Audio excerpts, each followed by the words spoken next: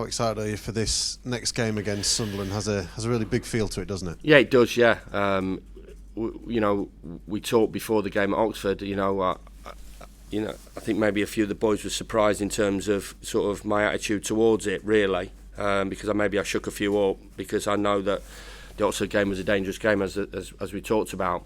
We're not entitled to anything. Supporters are not entitled to anything. We're not. I'm not as a manager. We've all got to earn the right to win a game of football.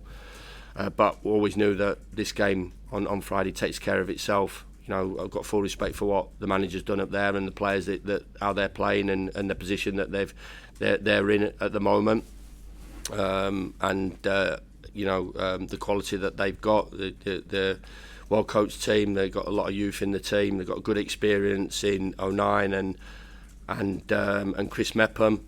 Full house, I should imagine, full away support, passionate, vociferous away support, which always gets our punters going as well.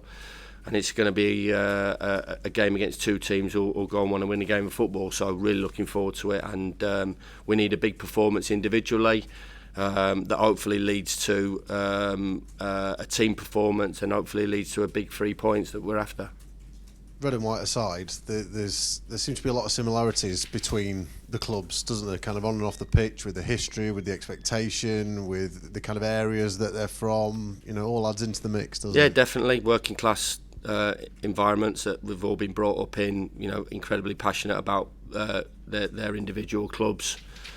The journey that Sunderland have been on, well documented as well by Netflix. So the ups and downs of a football club, the highs of the Premier League, and then the lows of the slide, and then the highs of the next coming. So and we can attach ourselves to that narrative as well in terms of ours. In terms of our sort of journey for a long time that we all know about, but we should be enjoying watching our team play. We should be right fully behind the team because for me they're giving everything. They're playing some good football at the moment, and most importantly we're winning games of football. To go top of the table on Tuesday night. Was a great feeling for everybody, and we're never, as we talked about, never going to turn down a win and never going to turn down a winning performance. How much credit does Regis Lebris deserve this year for what they've done there? Because look, first time in the country, different experience.